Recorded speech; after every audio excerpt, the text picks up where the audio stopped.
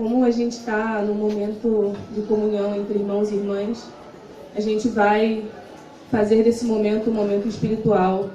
E então a gente inicia com uma libação, que é agradecer e louvar e honrar os nossos ancestrais, para que eles estejam sempre com a gente, para que eles estejam sempre jogando luz nos nossos caminhos, para que a gente consiga avançar enquanto comunidade. E nunca se esquecer de quem é que está com a gente e por quem a gente se mantém de pé. Então, a libação consiste de um agradecimento e a gente chama pelo nome dos nossos ancestrais e oferece o elemento da água. Então, sintamos livres para chamar aqueles que são ancestrais, aqueles que são os nossos ancestrais. E dentro de uma ideia africana, ser um ancestral não é só morrer. Para você se tornar um ancestral, você precisa ter deixado boas contribuições para a sua comunidade. Você precisa ter vivido uma vida de um bom caráter com seus irmãos, com as suas irmãs, deixando trabalhos que são construtivos para a comunidade. Então, dessa forma, a gente se torna um ancestral e se mantém ajudando aqueles que aqui estão, né, nesse plano físico. Então, nós damos graças e louvores pela vida, pelo sopro da vida que hoje se mantém nos nossos corpos. E que se não fosse por essa energia sagrada dos nossos ancestrais, nós não estaríamos aqui hoje. Então, por isso, nós aqui chamamos pelo nome de Imperador Haile Selassie. Axé. Axé. Axé. Axé. Imperatriz Menem. Axé. Axé. Mandela. Axé. Axé. Axé. Axé. Axé. Podemos sentar. Gratidão.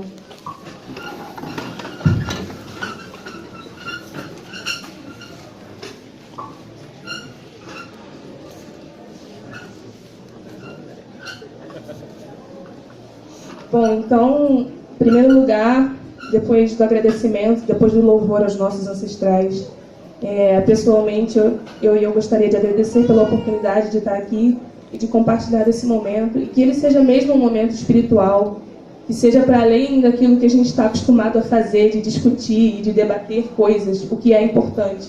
Mas a gente, enquanto africanas e africanos em cativeiro, em diáspora, a gente não esqueceu que a gente é espírito, mente e matéria, e não o contrário, como o Ocidente tem tentado fazer a gente acreditar, né? Então, bom, só para a gente se situar, quem aqui tem um ventre? Um ventre. Levanta, levanta. Um ventre. Os homens não têm ventre. Tem ou não tem?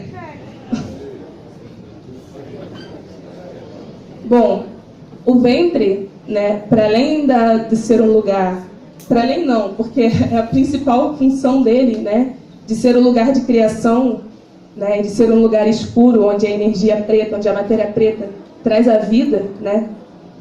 Um ventre, para além de ser um lugar de criação, ele é um lugar de criatividade.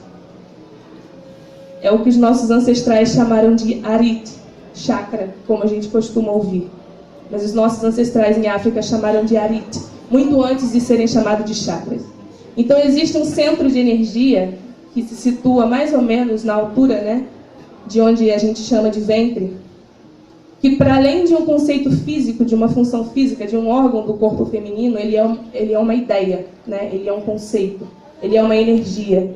Então o ventre passa a ser esse lugar de criatividade. E por isso eu gostaria de informar aos meus irmãos que vocês também têm um ventre, tá?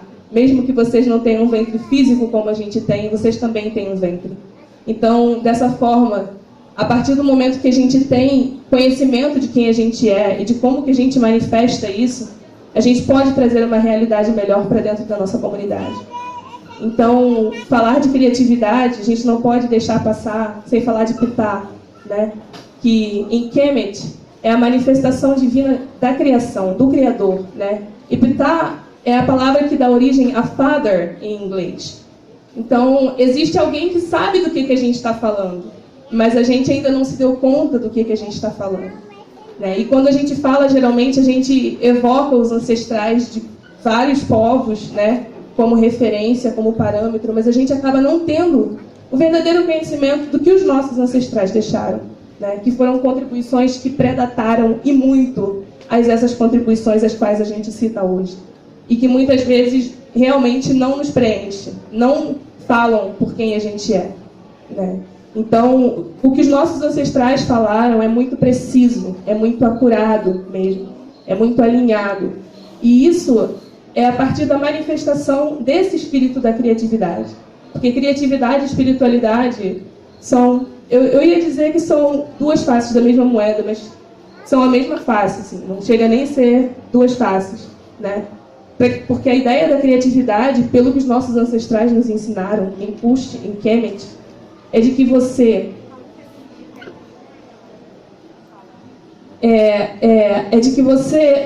manifesta a sua criatividade porque você é uma pessoa espiritual. E a criatividade é você ter o dom da criação de Deus. Então, essa é a ideia de quando a gente é criativo, de quando a gente está inspirado, de quando a gente dá o nosso melhor, quando a gente faz um trabalho manual e a gente fala, caramba, foi esse. Então, era nesse momento em que você mais estava alinhado com o seu espírito, né? Com o seu espírito bem, em bom estado, né? Porque às vezes a gente tem ideia, como a irmã falou, né, de muitas pessoas acharem que ser bem-sucedido, ter uma ideia de ser bem-sucedido, quando na verdade ser bem-sucedido é um processo interno, né? De você conhecer e entender quem você é, em que lugar você se coloca, em que lugar você se posiciona, a que comunidade você pertence, quem são os seus ancestrais, qual foi o legado que eles deixaram para a gente, por que a gente conhece sobre tantos europeus que na verdade não deixaram contribuição de fato nenhuma para a gente, mas a gente não sabe sobre Imhotep, que foi o primeiro médico da humanidade, um homem africano, em sua dignidade, um homem de pé no seu continente, que cuidou, que diagnosticou mais de 200 doenças e que deixou os seus papiros, que hoje se encontram nos museus da Europa, nas coleções particulares da Europa. Então, é essa gente que a gente tem que ir atrás e conhecer para que a gente encontre soluções para os nossos problemas hoje. Não adianta a gente achar que, né, por estar na academia, e eu estou também, né, nessa academia, que é um plágio muito mal feito do que os nossos ancestrais deixaram, e é um conhecimento que eles utilizam para nos oprimir, né? É muito inocente da nossa parte acreditar que a academia é suficiente. A academia não é suficiente. Eu estudo nutrição para ter um diploma, para eu poder cuidar dos meus irmãos com o conhecimento dos meus ancestrais. Não com o que a academia está me ensinando, porque eu sei que o que ela está me ensinando é para eu utilizar contra os meus, né? Eles só me ensinam a ser mais racistas. Aquilo ali é uma máquina mesmo, onde eles pensam o genocídio do nosso povo, inclusive o genocídio nutricional, que o irmão Leila África chamou de nutricídio, né? Que é muito pouco falado, que é muito pouco discutido. A gente não para refletir quantos dos nossos irmãos, dos nossos mais velhos, a gente pede para diabetes, para pressão alta, para o câncer, para doenças cardiovasculares. A gente vive uma vida difícil. Eu estava conversando com os irmãos agora há pouco, a gente já nasce morrendo, né? Porque a gente já nasce num lugar errado, assim, que não tem nada a ver com o que a gente lembra espiritualmente, né? Porque a gente tem uma memória ancestral. Então a gente já nasce numa sala fria, numa sala gelada, com uma luz na sua cara, com um homem branco te pegando com uma luva e te batendo e te dando injeção. Ou seja, a gente já nasce morrendo, né? Então, quando na nossa cultura você tem a sua família ali em volta orando por você, você tem a sua comunidade, você tem os seus ancestrais perto de você, você tem música, você tem canto, você tem preces, você é bem recebido ao mundo, que é totalmente diferente do que a gente está, né, por 500 anos, no mínimo, sendo acostumados aqui no Ocidente. Então, se a gente não retornar urgente, né, e aí eu quero também exaltar e agradecer pelo espírito de criatividade da nossa comunidade, pelos empreendedores que, mais uma vez, têm dado sua maneira de driblar, né, esse sistema racista, né? Então, trabalhando a sua criatividade para manter o seu sustento e embelezando a nossa comunidade, porque já que a gente está falando de Kuumba, né, que é o princípio o princípio da criatividade, né? Que é deixar a sua comunidade mais bonita do que você herdou, fazendo o seu melhor da maneira que você puder. Então, eu acredito que esse momento seja um momento de Kuumba, né? Um momento de criatividade. Então, honrar e agradecer pela presença dos expositores também. E já que a gente carrega os nossos símbolos, né? Já que a gente entendeu que existe uma simbologia que é criativa e que foi, né, criada a partir dos nossos ancestrais e que dialoga com a gente tem tantas adinkras, temos tantos sankofas.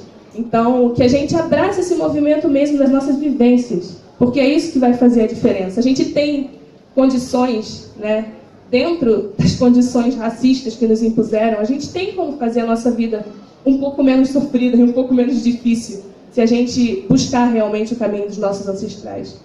Então, olhar para trás para avançar é realmente isso. Os nossos ancestrais disseram: eu estou deixando conhecimento para que vocês acessem nas dificuldades. Foi isso que eles disseram. E é realmente isso que a gente não tem feito, muitas das vezes, né? Então, assim, buscar mesmo o que é ser um ser humano dentro de uma ideia africana. E com certeza nesse lugar mora a criatividade. Nesse lugar mora a nossa capacidade de reproduzir o Criador aqui na Terra, porque é por isso que a gente está aqui. E é por isso que a gente retorna enquanto ancestral, né? Então, manter esse espírito da criatividade, da criação, e sempre o princípio de Kuumba pulsando, né? Da gente poder criar melhores condições para as nossas comunidades. Então, nosso povo é médico, nosso povo é engenheiro, nosso povo é sacerdote, nosso povo é maravilhoso. A gente não... É muito bom e isso faz parte também. A gente canta, a gente dança, mas não é só, né? A gente produz também, intelectualmente. E esse intelectualmente não é essa suposta grandeza que a academia coloca pra gente, não. É intelectual porque é espiritual. E é dessa forma que você consegue ganhar o conhecimento. E foi assim que os nossos ancestrais buscaram e aprenderam esse conhecimento, né? Então, realmente, buscar as nossas mitologias, buscar o que os nossos ancestrais disseram que a ideia de vida é, né? A vida na Terra, o que isso significa dentro de uma ideia africana, enfim. Então, dentro disso, eu queria também agradecer pela oportunidade de ter irmãs e irmãos aqui, enfim, que trabalham tanto na organização do Kwanzaa quanto não trabalham na organização do Kwanzaa, porque, só para situar um pouco, eu estou aqui porque a irmã Aline e o Furaha, que participam do Kwanzaa, eles estiveram lá no Rio, eu vivo no Rio, e a gente conversou sobre, enfim, diversos assuntos, incluindo cientistas africanos, cientistas negros, né? Coisas que a gente... coisas que a gente criou, que a gente trouxe à Terra e que passam assim pela gente, né? Como se não existissem, ou como se fosse de outras pessoas, né?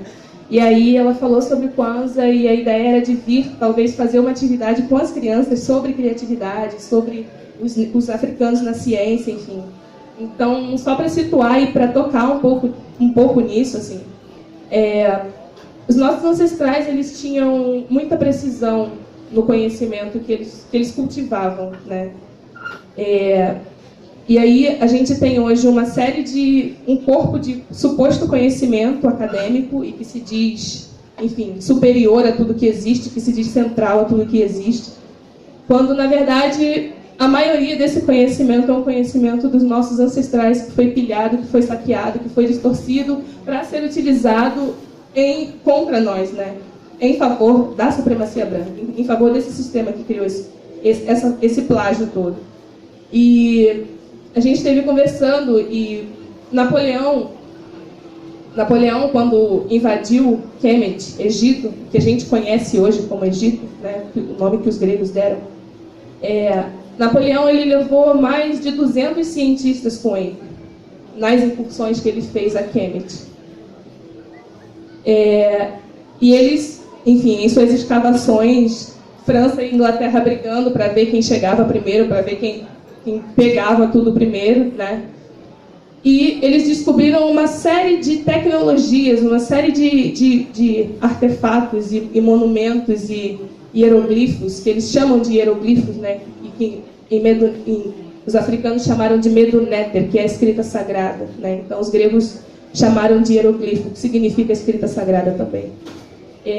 Então eles conseguiram de alguma forma entender o Meduneter e conseguiram decifrar isso. E eles, menos de 100 anos depois que eles estiveram em Kemet, a Europa descobriu a eletricidade, descobriu a luz. Quando Napoleão, com seus cientistas, tinha visto nos templos das pirâmides, né, todo o esquema elétrico e todos os bulbos de luz muito nitidamente.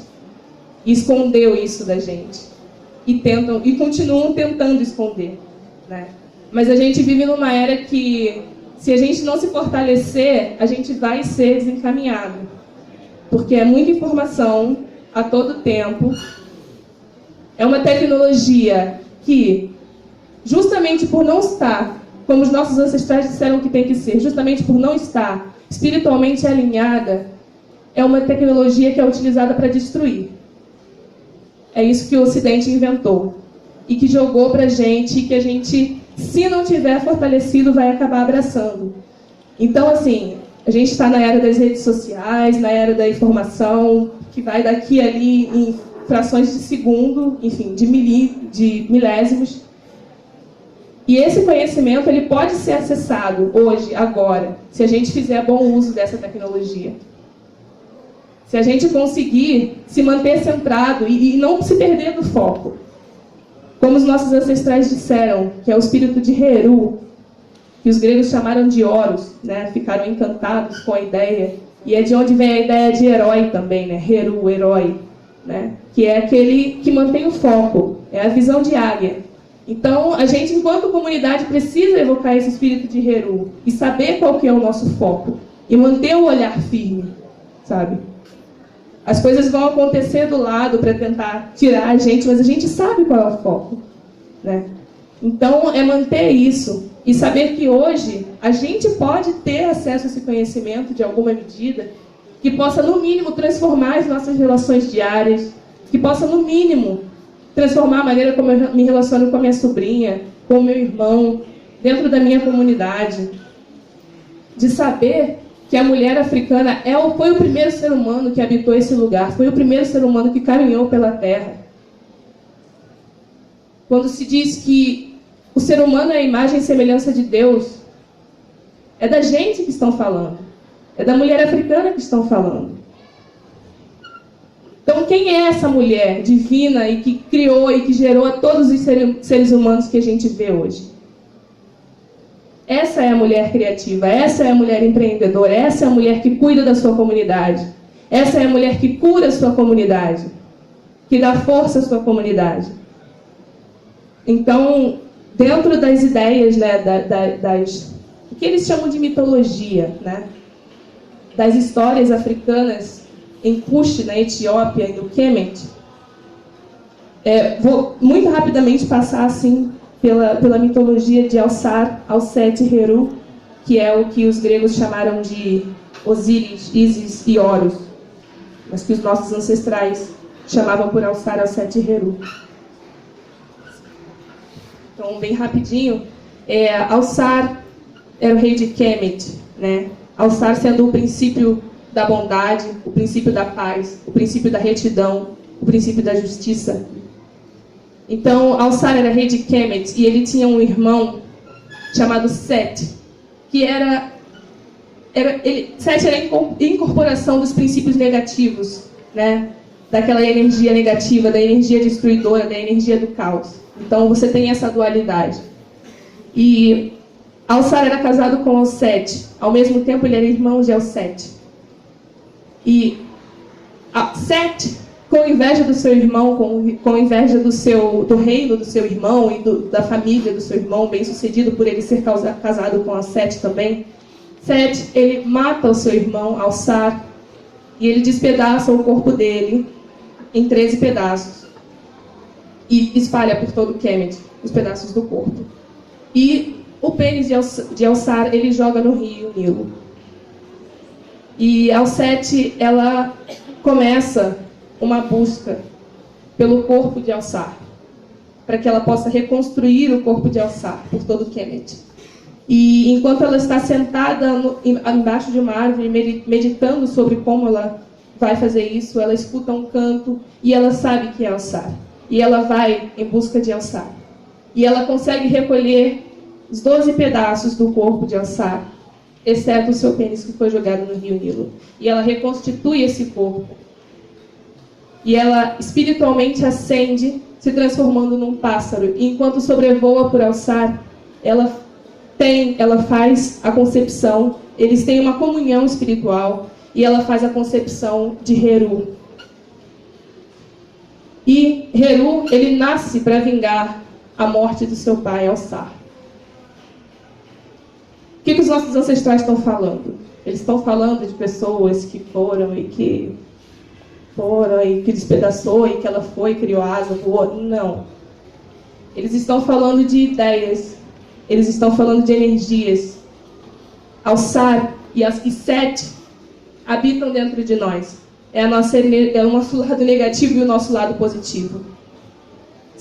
Ao 7, ela busca, ela regenera o corpo do seu companheiro e dá a vida, e dá a concepção. Alguma similaridade com a história de Jesus e da concepção imaculada? Alguma similaridade?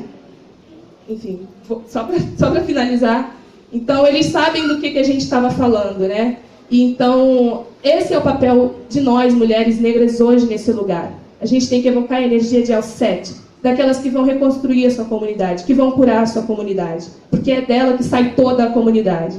Então, usar o nosso espírito de criatividade, nos manter em boas relações com os nossos irmãos e com as nossas irmãs, cultivando isso através da espiritualidade. Esse foi o legado dos nossos ancestrais, e a eles nós agradecemos por isso. Axé.